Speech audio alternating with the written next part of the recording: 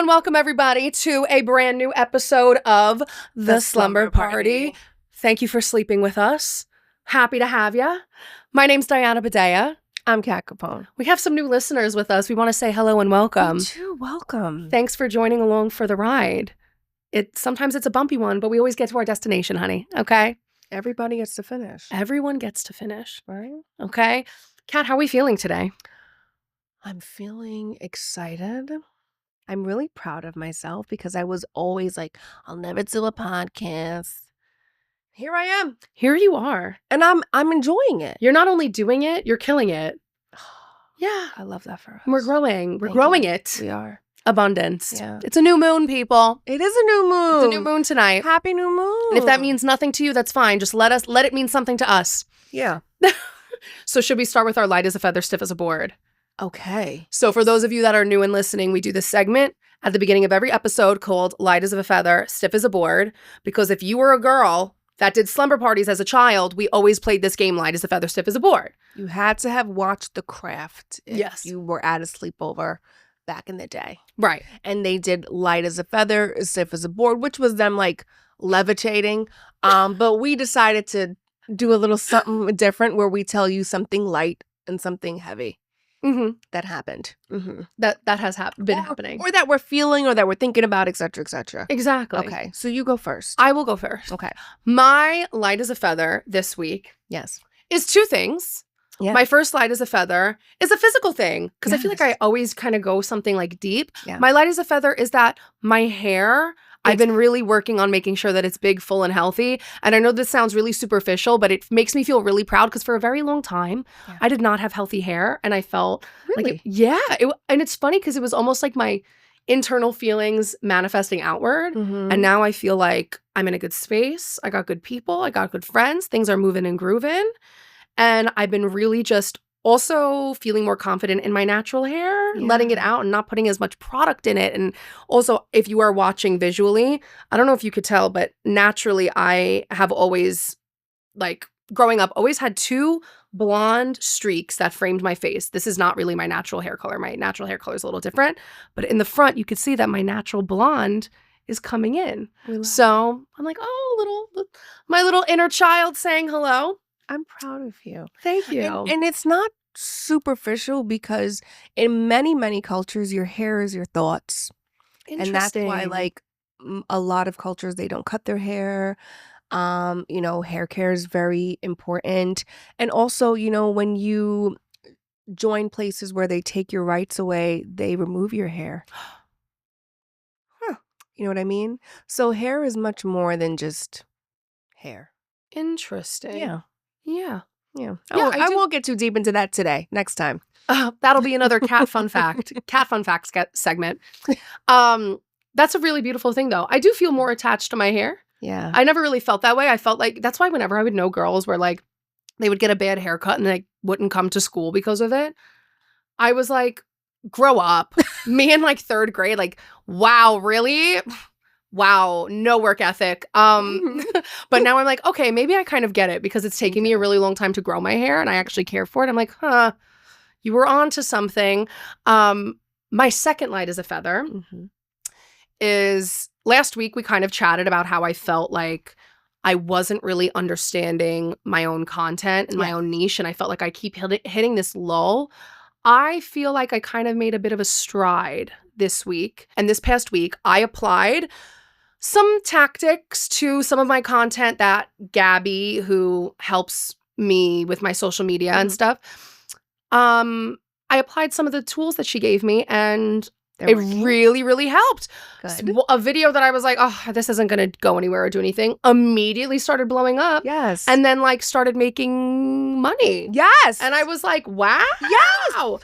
Okay, commissions. I'm usually not one that likes to do the affiliate links and things like that. Yeah. I get it. But because I'm like, do people think that I'm like fake because of it? Do they think I'm like a loser because of it? But who are you people? because I know how people feel when they feel like they're being oversold something. Because I start to like my favorite content creators or influencers less when I feel like everything they do is for a bag. I get it. You know, so I'm like, I don't want to go against the trust that I've built with people. Yes, but it's really in how you sell it. And I think people trust, like, I was your follower before I was your friend. That's a fun fact. Right? A fun fact of the day. And like, you could have sold me anything because it felt authentic, because I know, or you would say, listen, I'm not trying to sell y'all shit, but like, I really fuck with this product, etc. Yeah. There's one influencer who could sell me. She could sell me dirt. Who is it? Her name is Tenny Panosian. I started following her like back in the day, like 12 years ago on YouTube, when like the makeup stuff was happening, and she was like the only girl who was like my complexion. So I was like, I need to know what makeup colors. Using. Yeah. So I was following her because of that, but then I just fell in love with her. I was like, she's just like, something about her energy is just so like beautiful, and she keeps it fucking real. Like, and I love that about her. So like, she ended up dropping a skincare line, and I'm so particular about skincare because it's your skin. Bitch, I use every product in her skincare line. Wow. I met her in person. Sweet as fucking pie. Obsessed with her. And she looks incredible. I think she's like 40 or 41. She looks 29. Love it. And she'll tell you, she'll be like, when I was in my late 20s, I had like a little bit of Botox. She's like, I don't do shit now. But you know, like, she uses her skincare. She never uses like filters so you can like see her skin. It's very authentic. I love that. Which is why she can sell me anything. Right. Do you know what I mean? Yeah. And I feel like it's literally the same with you. I'm very particular about people that I follow. You know, when people be like, oh, don't meet your idols. I'm like, I've met a lot of my idols, actually. You guys just need to pick better people. Oh, because that's true. Everyone that I admire that I met was fucking incredible. Certain people I haven't met yet, like Missy Elliott and Lady Gaga. But honestly, I don't even need to, because I know people who know them and they live up nice to my fucking expectations. Yeah. Pick better fucking people. So, agreed. Confirmation. Thank you. Thank you, Bruno. Exactly. Yeah. So that's how I want to come off. And like, I do. But that's exactly kind of what I've realized is that, you know, I uploaded this video talking about curvy women and how to survive and whatever. And the video blew up, and I was like, wow, like, people actually trust me. Like, they actually believe me. And it made me, and also it helped me reach like a milestone. And like, wow. It was so cool because it helped me reach a milestone. And when I say that, I reached 20,000 followers on Instagram. Which is amazing. Congrats. I can't. Clap, clap, clap. And like, I hear that. It's just funny because in the past when I was like, oh, I want more followers. Why am I not getting any followers? And you focus on like the superficial aspect versus the thing that actually has value, which is helping other people, which is all that I want to do with anything I do, with my art, with my music, with my platform. That's all I want to do is help people. So I hope that this helps somebody else out there realize, like, it's never about, take your ego out of things, because me wanting more followers was ego. Yeah. Me wanting to help people was my message and my purpose. Yeah. And even if it is me like giving people like recommendations for these products I love, you know, that's still part of what I'm doing. People follow me for that, and that might have really helped somebody out. And then I got the superficial thing that now I'm like, oh, I don't really care about that right now. It's a cool thing, but I'm like, huh, what else can I do with this platform now? People can feel that. Yeah. And this kind of ties into my light as a feather, which we'll get into a little bit later. But you can only pretend to be someone else for so long. Do you know what I mean? Yeah. So that's why, like, you know, when people, we'll just talk about it. When people say like, oh, these are her true colors, like, nobody takes 25 years to show you their fucking like true colors. Right. Yeah. You know what I mean? Yeah. So especially as like an influencer and like making content, I think people can see through the bullshit. Yeah. Yeah. So just, you never have to worry about that, because you're always you in every setting. And I think people know that, and that's why people gravitate toward you, and that's why they want to follow you, and they do want to hear your take on certain products. At the end of the day, we're all consumers. We all have to, you know, bathe and brush our teeth and wash our hair and this and that. So people want to know, what should I use? Right. Yeah. And I guess I just never thought of it that way. And I was like, oh, I don't want to be a salesperson. But it's like, it's not. It's just kind of recommend. It's like how I would recommend to a friend. You're just a trusted source. You're just a homegirl. Just letting their friends know, hey, I tried this. It fucking works. Yeah. So that's my light as a feather for this week, is just kind of finding my formula that works for me authentically. Mm-hmm. And the hair has been feeling like an extension of what I'm feeling internally. Good. Yes. Do you want me to? I feel like you said your light as a feather, stiff as a board is the same thing. It's the same. So I think you should just say you're stiff as a board. And think about mine. I'm going to say what I think a lot of us are thinking. My stiff as a board is this season of Love Island. Okay. I am an avid watcher of Love Island. I have loved Love Island for many years now. Mm-hmm. I will tell you, I am so disappointed in this season. I am watching people on this show try to produce the show, get Ace off of my screen. When did he become the mayor? Number one, if I hear another person vote people off because they have a connection, that is the point. That's weird. When did everybody become so vindictive? If you watch every single other season of Love Island, the whole point is you vote people off that don't have good connections. Right. You vote people off that aren't making connections. But that's why this is not Explore Connections Island. It's find your connection. And then when you have it, keep it. The reason why it's not interesting, sorry, I'm like livid. The reason why it's not hitting the way other seasons have hit is because every time people are having strong connections, you vote them off. Charlie voted him off. Hannah voted her off. Jeremiah that killed voted me. him off. I'm so confused. So what do you guys want? Because everyone's like, oh, I'm still exploring. What's frustrating me is Casa Amor just started, and the reason why everybody every year looks forward to Casa Amor is because there are real strong connections that are to be tested. Right. At this point, there are none. And that's why I think that they switched up to now everybody's coming back after Casa Amor. I agree. I am so irritated by this. I do think Ace and Shelley and Olandria and Taylor, I think that they've been strategizing because they know each other outside the villa. Ace and Shelley know each other outside the villa. Ace knows somebody else that knows Olandria outside the villa. I do think that they're scheming.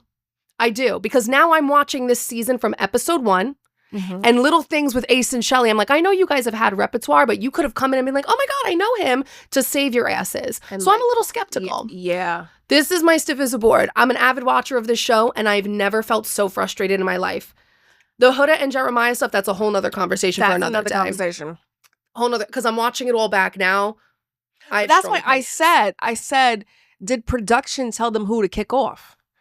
Because I don't think Huda was safe. Kicking off him, and I don't think Jeremiah was safe. Fucking insane. I mean, I don't think Huda was safe. I don't think Austin was safe. I don't think Jeremiah was in the bottom 3. Yeah. I don't think so.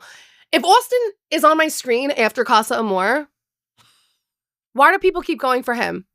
Why? He hasn't attempted anything. He hasn't shown, I mean, yes, he's funny, haha. Right. He's only flirting with Ariana Madix. Yeah, a few times. Let's get him out. She don't want him. The obvious choices to kick off last dumping were Austin and Iris, or Austin and Amaya. Those were the obvious ones. Yes. Sorry. That's who I thought was going. But no. I think the girls and the guys, not a single one of them are real friends. Olandria can't stand Huda's ass. Sierra hates Huda. Can't stand Huda's ass. That's what made season 6 so good, is that they were real friendships. This is my stiff as a board. It just feels like a game. And the reason why Love Island originally popped off, especially in UK and then came to the US, the reason why it popped off was because they weren't treating it as a game. They were treating it as an experiment. Right. So you forgot that there's money at the end. Every season, I forgot that there was money at the end, or that they have the choice at the end to take the money from their partner. Yeah. I forgot about that because it literally is an experiment. It's a social experience.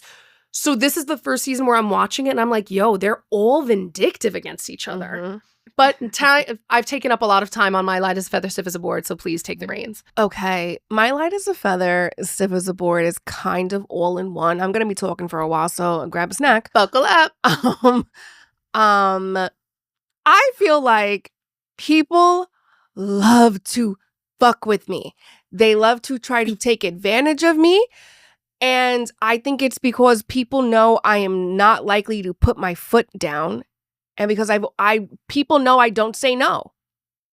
They know I don't say no. So then they end up taking advantage. And then there are those people who try to provoke me in the hopes that I will react in like a shitty way so they can be like, see? She's a bitch. Look at her. Look at her. She's crazy. Right. These are her true colors. She's insane. The truth is, if you genuinely thought I was a fucking bitch, if you genuinely thought I was mean or crazy, you would not provoke me.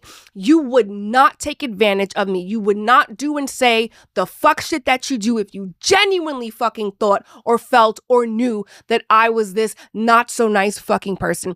And I know that because my grandma, not very nice. And if you're like, which one? Pick. Okay? All right. But specifically, we're going to talk about my mom's mom because that's who I grew up around.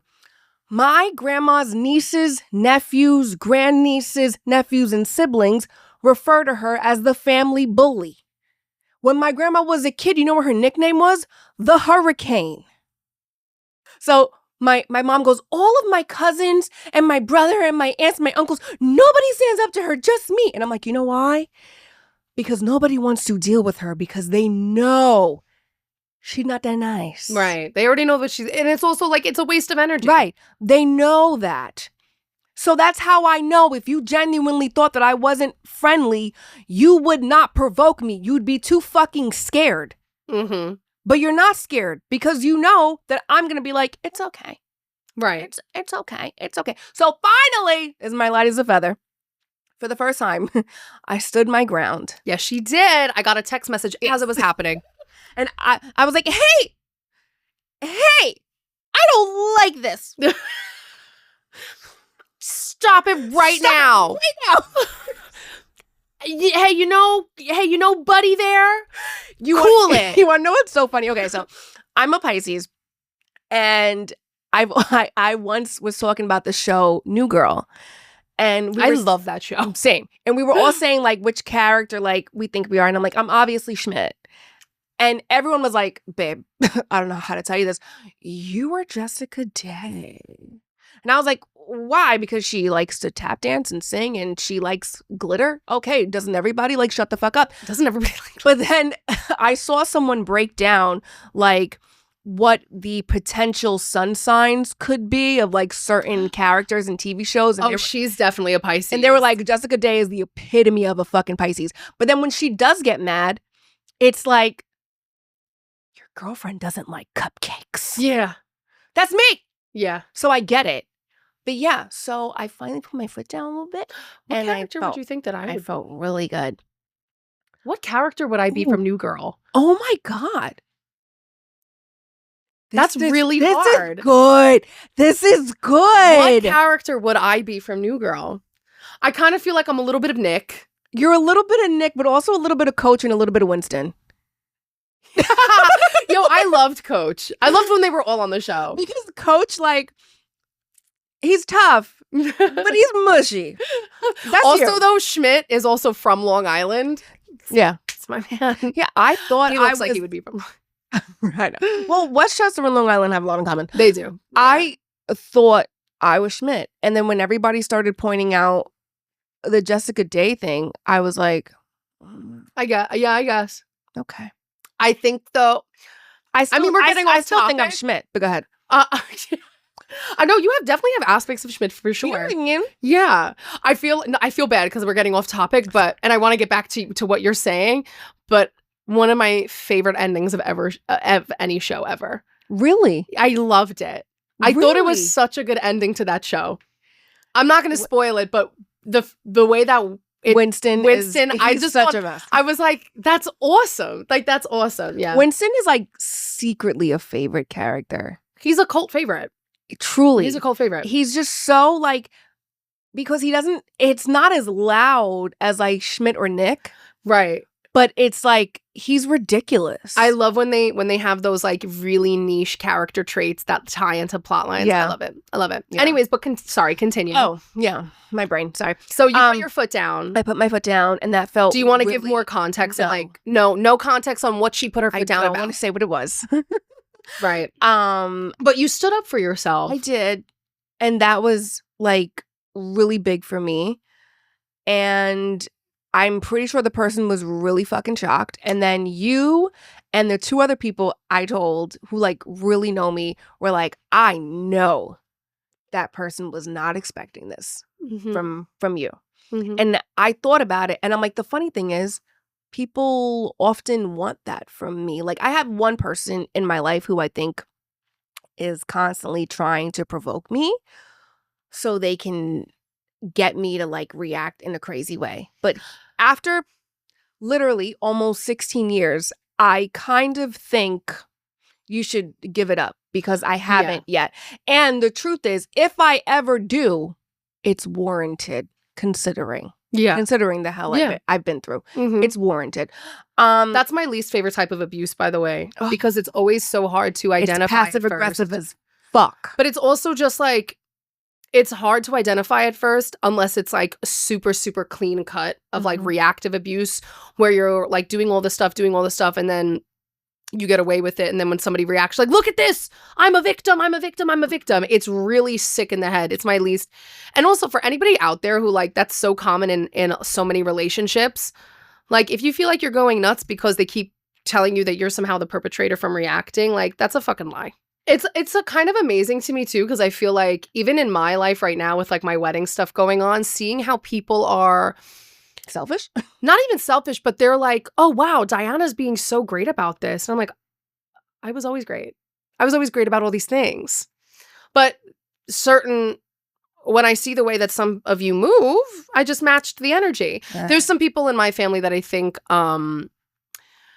like our relationships are getting better, especially some older people in my family. Mm-hmm. But I think it's also because like this big milestone is happening in my life. So it's like reflective on how they've treated me. And now they're like, oh, wait, Diana's actually pretty great. And it's like, yeah, you could have been let in on that secret. Years ago. Okay? Years ago. This was a personal choice that you made. Right. Especially if I'm a kid and you're an adult. I'm so, okay. Hello?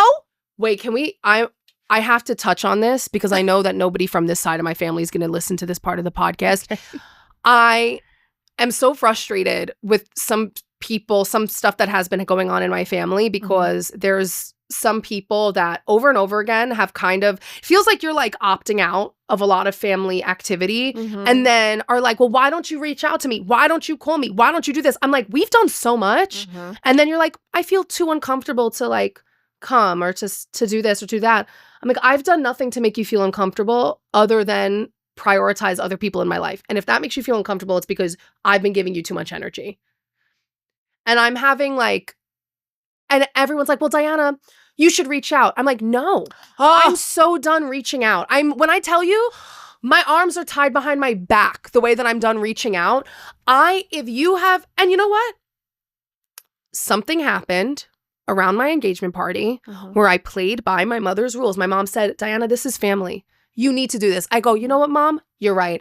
Because you don't agree with me, I'm going to do it your way. And when it doesn't work out the way that you think it's going to happen, then we do it mine.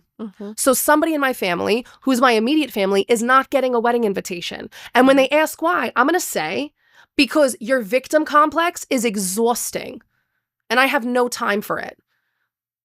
I am like in this space right now where I am so fulfilled.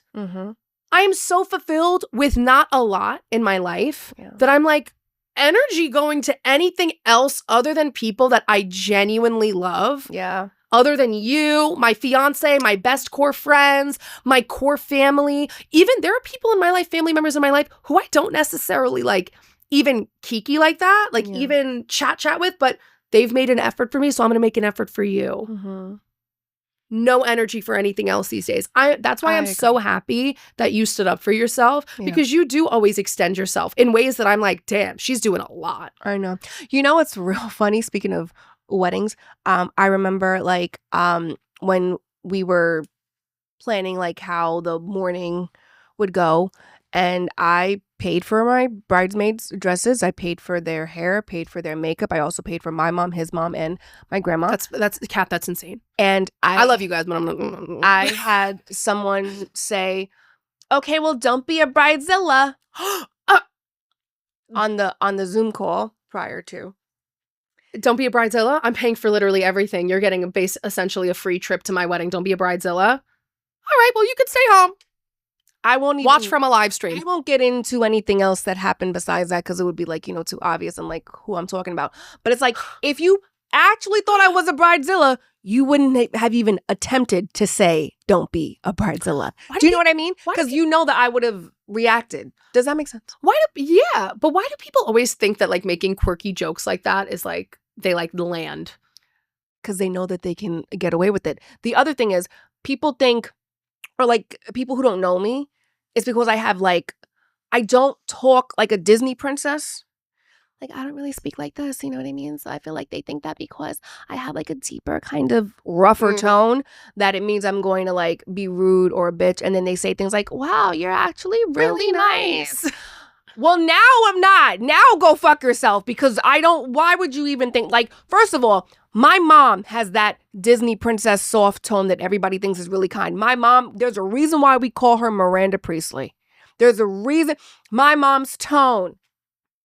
Please bore someone else with your questions. Okay? Really soft, gorgeous, beautiful. But direct. Storytelling tone. Fucking rude, though. Okay? I'm loud as shit. Even like with Caleb, my husband, he's very quiet around everybody else, not around me. He's very quiet, so if there's ever an issue, it's like, oh, I know it's Kat because she's loud. And that man is so mean, and he does not like any of you. I remember, like, I used to hang out with like a group of girls, and they'd be like, how come Caleb never comes around? And I'd be like, oh, he's working. I didn't have the heart to be like, he fucking hates all of you. He thinks you're terrible people, and he hates that I hang out with all of you. In fact, Caleb hates how quote unquote nice I am. He like, it literally pisses him off. It's like when people are like coming to the house, or even with like the wedding, and like I wrote almost 100 handwritten thank you notes to people. I couldn't believe that you did that. Yeah. But also Couldn't be me. I felt like it was just normal for me. Because that's the type of person you are. Honestly, the fact that you can find, I mean, you know what I mean? I guess that kind of, it's like, I guess it's kind of like you invited people the right way, though, because the fact that you can write thank you notes that seem to be pretty authentic to everybody, I'm like, I don't know if I'm going to be able to do that for my wedding. Well, for people that I didn't know, it was like a generic thank you. Yeah. But 98% of them were like, a lot deeper than just like, thanks for coming. You know? But yeah, he gets like really upset, and he's like, you don't need to do all this. You don't need to bend over. Dano's the same way. But you also, Dano calls me, what does he call me? Captain America. Because he's like, you always do things that are like none of your business. You get involved in things that are none of your business for the greater good, That's whether it's the right Leo or wrong. in you. A lot of yous who don't know astrology think Leo means like they want to be like the center of attention or this, but Leos are very generous. I feel like it's when they say center of attention. When they say center of attention about Leos, I feel like it's more hero complex. Okay. Because I know I have a hero complex. I've accepted that within myself, where I'm like, I want to swoop in and save the day, and it's 80% for the greater good, and it's 20% for me to be like, pat on the back for me. Like, I did good. I'm a good person. I'm contributing well to society, and I'm inspiring somebody else. I see what you're saying. Like, I see what you're saying. I know that I do that. And there's a piece of me that's like, yeah, there might be a selfish aspect to it, but I'm like, but the fact that I'm going to inspire somebody else to do it, every time I do something good for somebody, whether it's on the subway or something else, and like I'm not documenting it, somebody else will come up to me and say, hey, like, that was really amazing what you did. Hey, Wink. My dogs can't get enough of Kat. But yeah, I definitely, Dano is always saying like, Diana, it's none of your business. And in my mind, I'm like, if I see something happening in front of me and I don't do anything, if I think it's wrong, that is my business. And I go, because if something... You won't be able to sleep at night. If something crazy pops off and I let it happen... You think it's your fault. Then I'm part of the problem. Mm-hmm. I broke up of this crazy fight between a bunch of high school girls the other day. Bruno and I did. Wink was like, what the fuck? Bruno will go ahead and he'll get in somebody. This girl wanted to fight me. I was like, girl, stop it. I go, first of all, you're young women and you're filming each other. You want to have a chance at going to college? Colleges are not like how it was when I was looking at colleges. Yeah, they're looking at your socials. And if they see you, breaking each other's face and thinking it's cutesy. And this is as somebody, I used to fight in high school. I get it. The girls used to fist fight. I get it. It's not cute. I felt like breaking it up was the right thing to do. And not a single man came to my defense. They were watching and filming me with these little girls. So, yeah. Yeah, that's my hero complex, honestly. I fought a lot in high school, which some people, like the people who know me, are like, Kat, you were fighting? I was like, yeah. Oh, I could see you could fight. Girls are mean. Girls are mean. I could see Kat, like, the role I imagine Kat playing in a fight is like, okay, guys, I have Neosporin, okay? Does anybody need some hydrogen peroxide? I have like the Band-Aids and stuff. She's the medic. I'd be the medic. She's like, I have gauze. Does anybody need gauze? For sure. I got gauze. We're gonna the hydrogen peroxide just gonna sting a little bit. Okay, it's 2%. All right, that's fine. But I did end up hitting some other girl in the face, which was poetic justice. Because she was bullying somebody else, and she deserves that. And she still is a loser. That's what it really is. Which, I know we have this like in common. I'm really good at standing up for other people. Yep. And I think that's why people look at me like, oh, I bet Kat is mean or da-da-da-da-da. And it's like, for other people, for sure. For other people, for fuck yes. For sure. I think that's maybe why I'm more vicious I'm more vicious when it comes to who I am on the internet. Okay. Because I think when people meet me from the internet, they think I'm different. And then they're like, oh, wait, you have a softer energy. I don't know, to me, you have a soft energy online too. I know, but I think people think that I'm harsh because maybe it's because we're both from New York, and so I feel like I know how we are. Yes. Just, Yeah, no, I know. I get that. Also, it's funny too because people really do think that we're very aggressive just because we're from New York. And I can't tell you. Like, oh, okay, Bruno, thanks so much. I can't tell you how I wish some women were more aggressive. Like, I wish I was. Like, but like I think maybe because I watched some TV shows and like watching the Kardashians growing up, my blood was boiling. I was like, punch somebody. Like this is why I could never be friends with somebody that's similar to Kourtney Kardashian. This woman irks me. When people are like, Kourtney's my favorite, I'm like, really? Because this girl, she irritates the shit out of me. Because when I am so angry right now. Why? Like, I'm literally screaming at Kim, and I'm like, if you would change just a half a decibel in your voice, it would fucking help. Because you're enraging me with the monotone blank stare. No, that's my mom. And that's why, like, that's why she's so fucking scary. Let me tell you, my mom's 62, no wrinkles, no crow's feet, no nothing. You know why? This is my mom's sad face. This is my mom's happy face. This is my mom's angry face. This is my mom's excited face. Okay?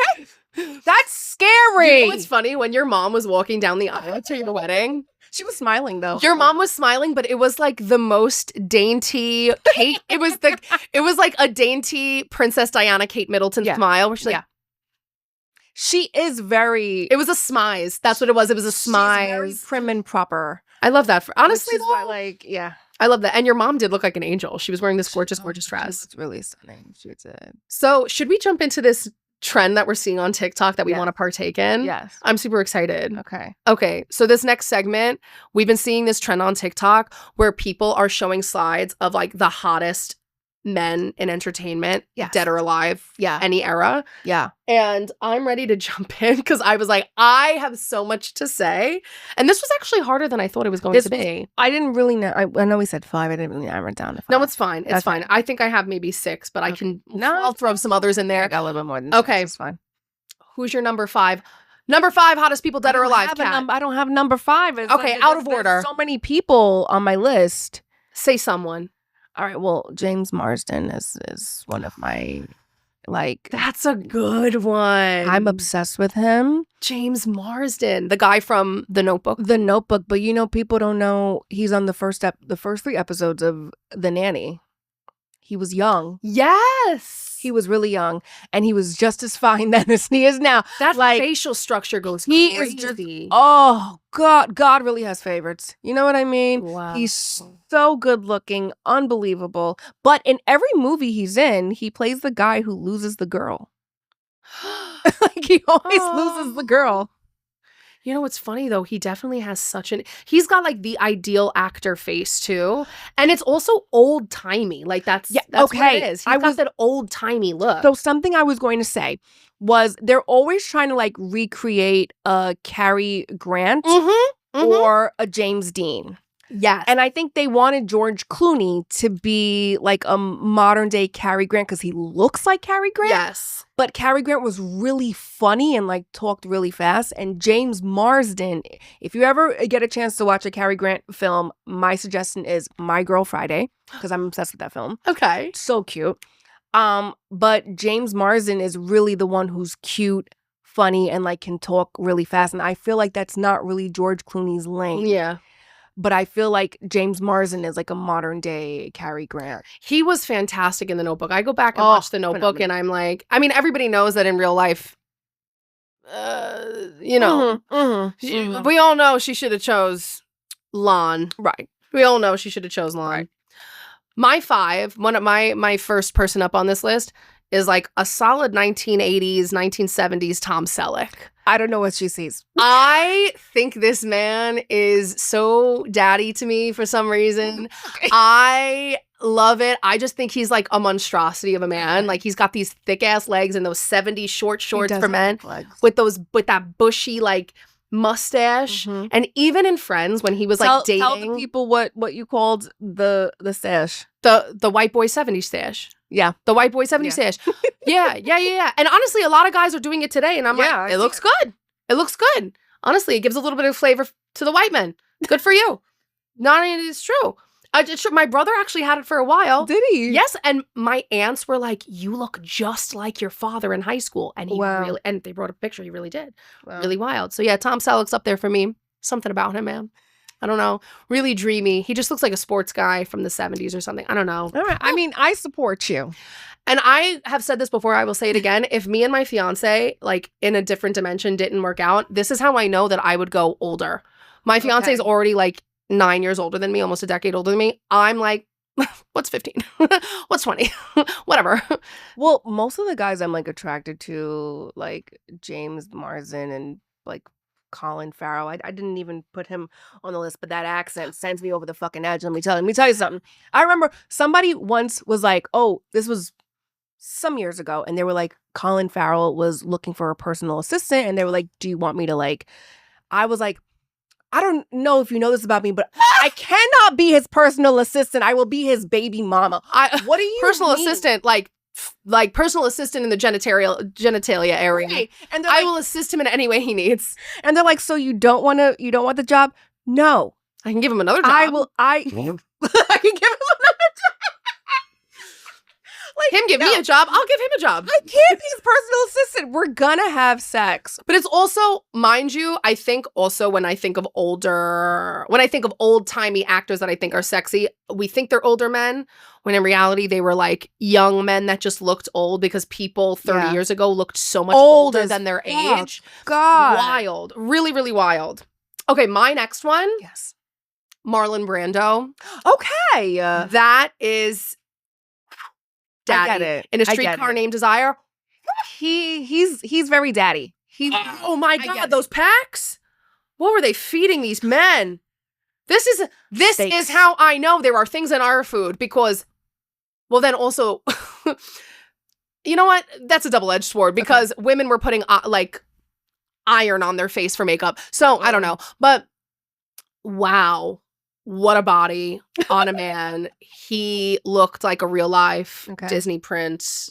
Just the pecs were insane. He was giving a Gaston. That's what I'm saying. Yeah. Gaston, 100%. That's him. Oh my God. He had a chest like the guy from Mulan.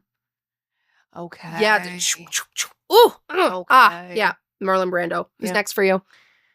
Oh, Paul Walker. That's such a good one. I was going to put him on. Paul Walker was, wow. When She's All That came out, I wasn't born yet, but when it came out in 1999, I was obsessed.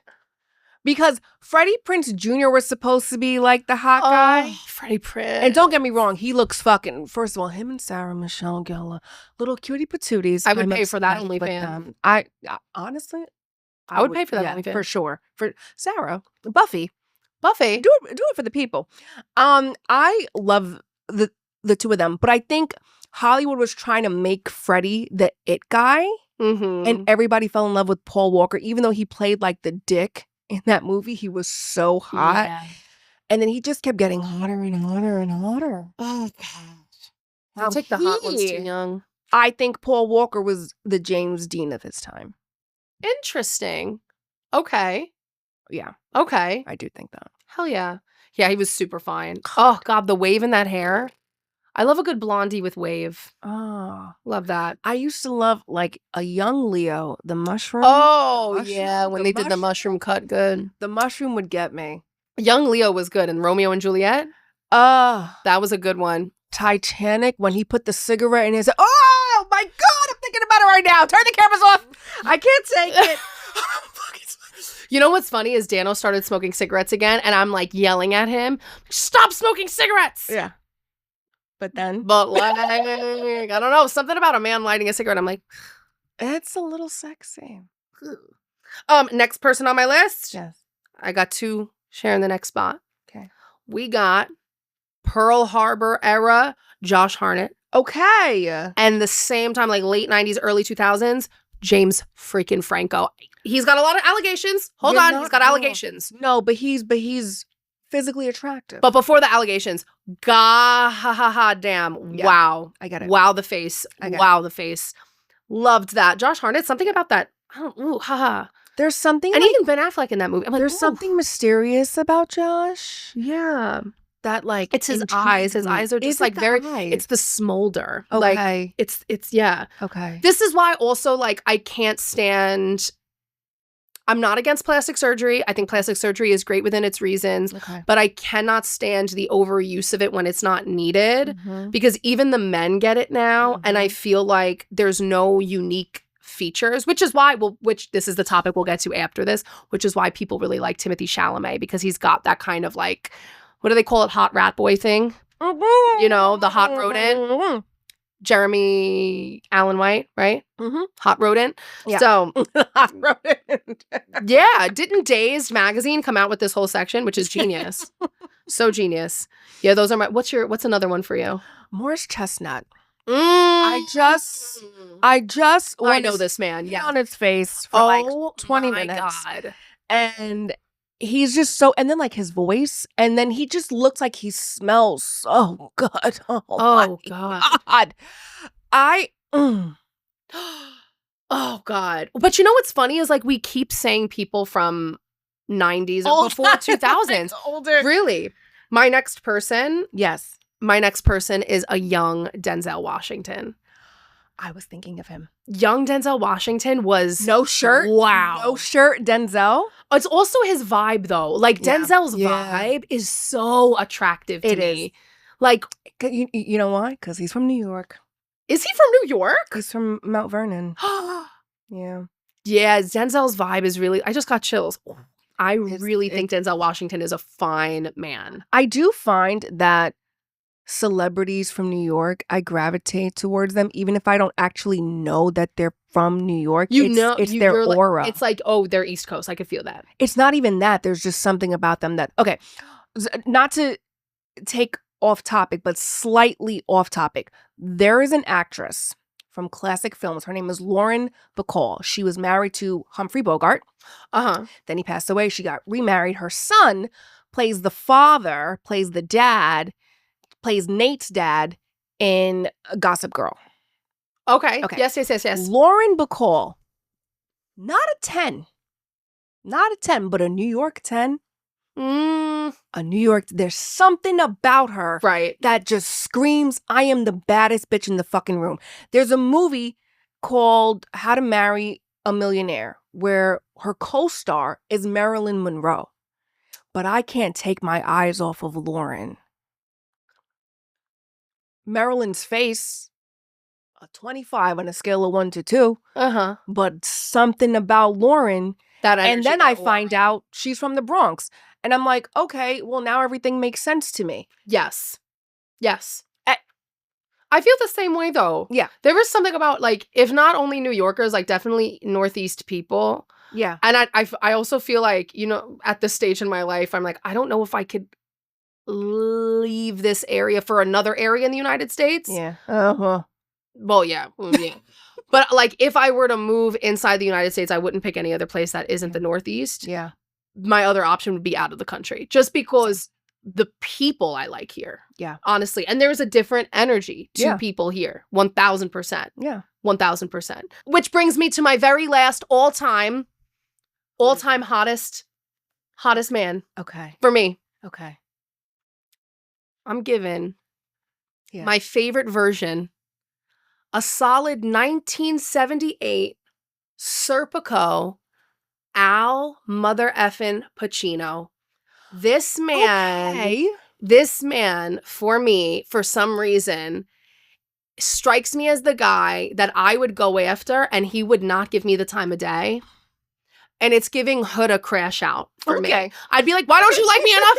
You need to like me more. You're so weird and mysterious. Please let me in. Please let me into your mind. I would chase this man down. I went through a crazy Al Pacino obsession a couple years ago. Did you? Where I watched like his first film he was ever in. And it was called, it was like Needle Park something. It is crazy to see this man like evolve in so many. I was in love. I'm in love with this man. In love. He's got a lot of swag. And then the Godfather series is just crazy. Very long. But you know, loved that for me. For sure. That's it. Those are my people. Who do you have? Well, my number one was James, but I wasn't going in like any kind of order. But I'll just real quick these people. Idris Elba, just you know what I mean. Okay, now these two, they kind of look like they could be first cousins, so I'm gonna put them together a little bit. Jeff Goldblum, who I know is older than my father. I do not care. Shut the fuck up. And okay, that's what Jeff Goldblum sounds like to me. He does. Yeah. Okay, see, and we're just looking at I love him so much. He's great. Okay, this guy, I don't want to butcher his name. I think it's Oded Fair. He plays, if you've ever seen the movie The Mummy, he's the dude. Yes. I think Disney did very bad with their casting of Aladdin, and they should have casted him as Jafar. Yep. And Ben Kingsley should have been the Sultan. Listen, I have a whole thing of who I think they should have casted instead, but in the live action one? Yeah. Oh, but I think him and Jeff, just they have like the same kind of like thing for me that I really like. I don't know. Mind you, we're naming men we're never gonna meet.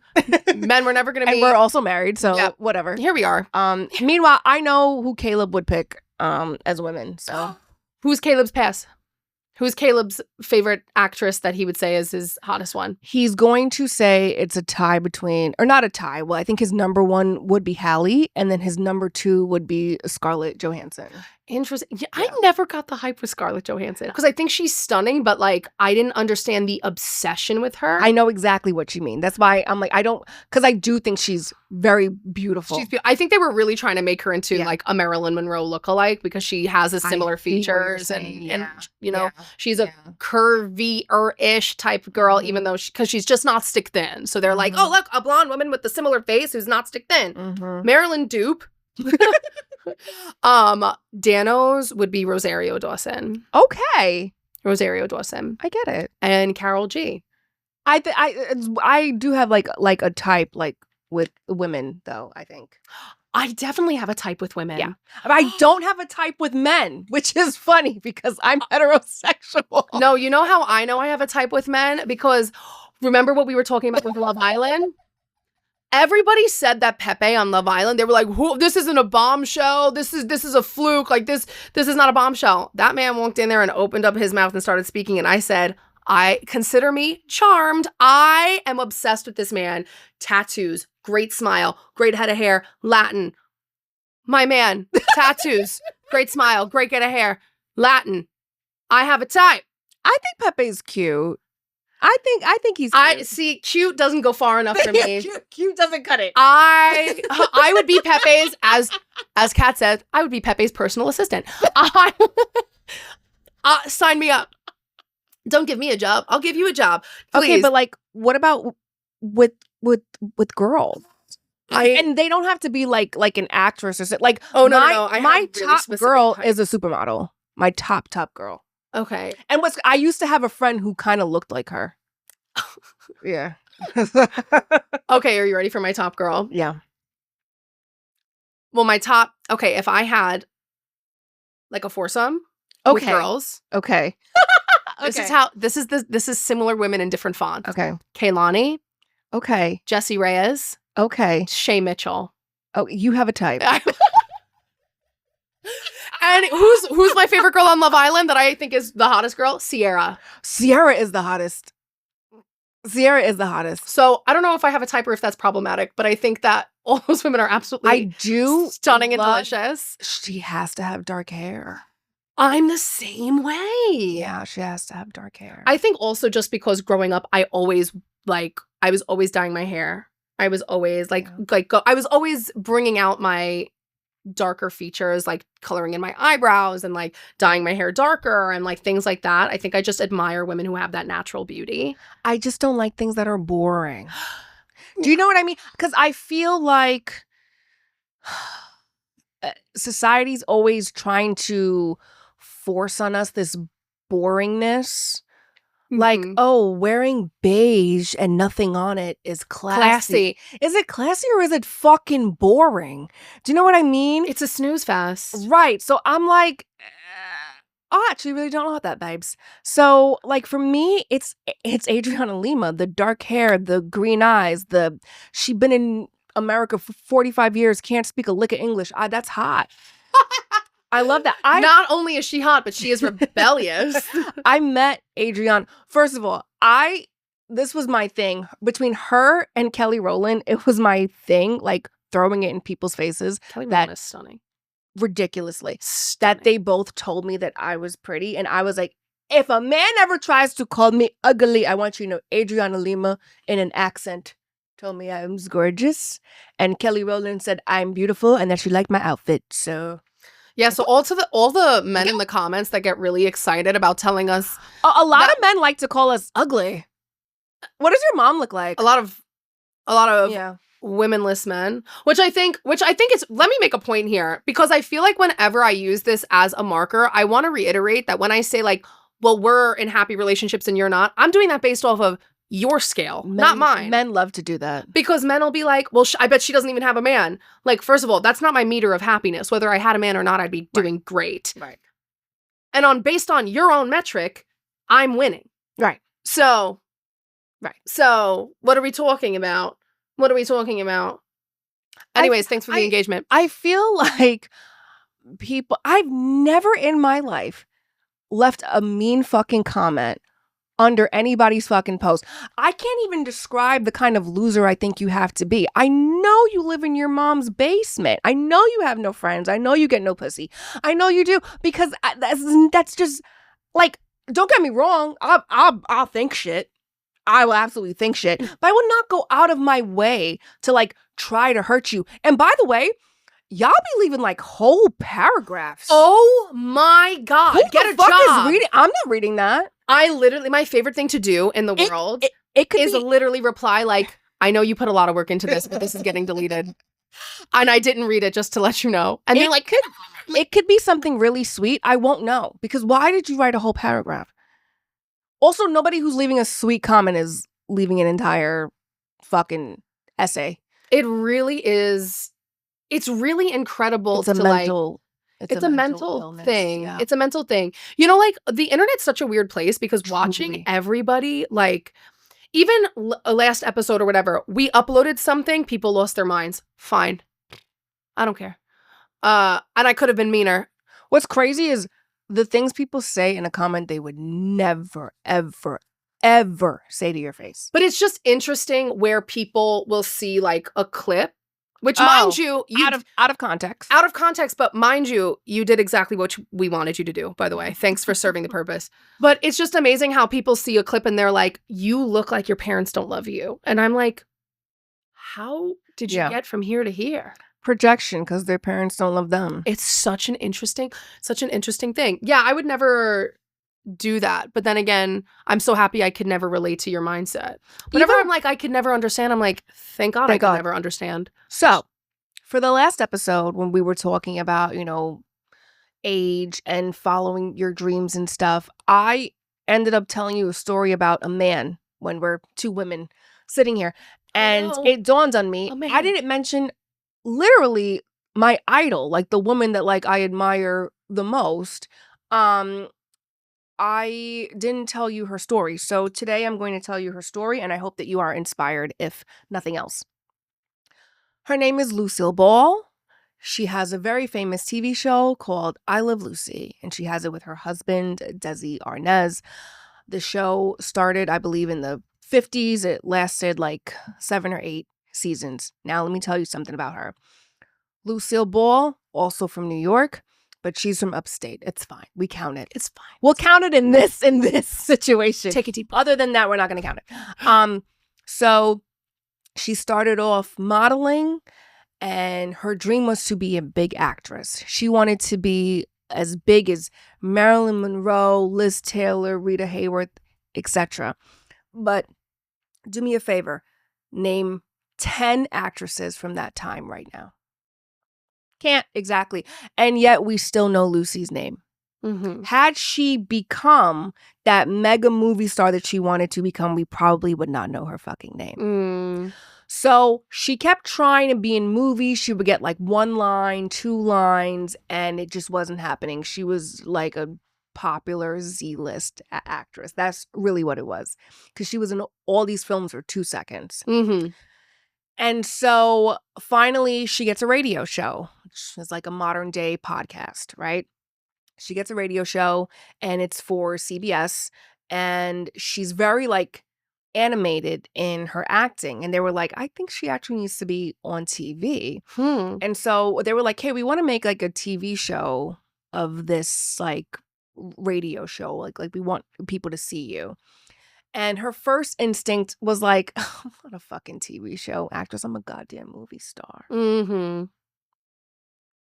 But that TV show has never not been on TV ever. She has been on television more hours than any celebrity in history. And she didn't want to do it because she wanted to be a fucking movie star. Mm-hmm. And she ended up becoming something bigger than that. And how old was she? I'm about to get to that. So at this point, she was already married. She had a kid. And she's thinking it's over for her. Whatever. So she's like, you know what? Fuck it. I'll do the TV show, but only if I could do it with my husband. This woman was 40-something years old. Early 40s. If you watch I Love Lucy, she looks about 31. So she actually looks really great. And She changed history. The way we have sitcoms today is because of I Love Lucy. Because of her. When you look at the amount of people who have been inspired by her, and if you watch their shows, if you watch Martin, if you watch The Nanny, if you watch That's So Raven, you will see that their comedy style is very similar to hers.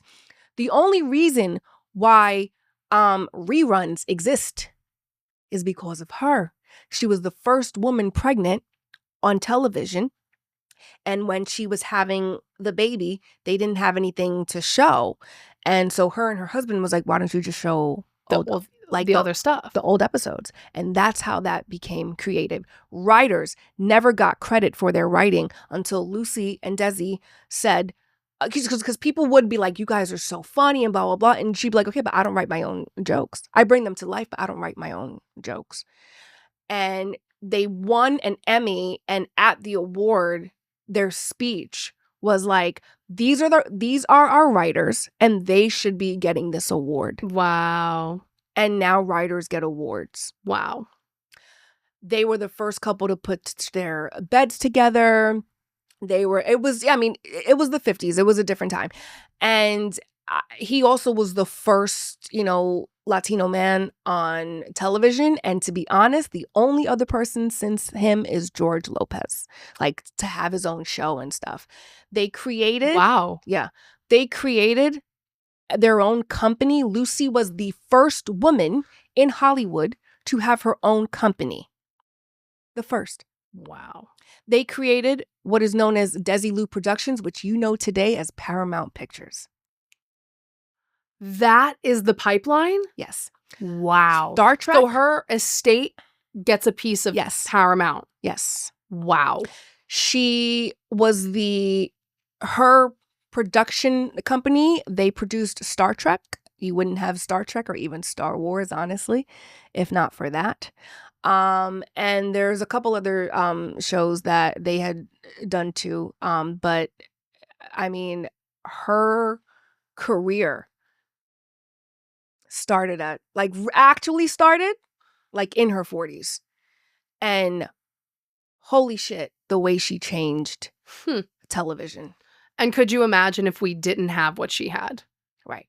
It's funny because last week there's a clip of you saying somebody had told you at one point, don't be selfish. You have to share your art. Mm-hmm. Because what if Michael Jackson didn't share his art? Mm-hmm. What if this person or that person? What if Lucille Ball didn't share her craft? Even if the gift that came to her wasn't coming in the package that she wanted it in. And it wasn't. And it wasn't. And imagine her rejecting that opportunity because of what?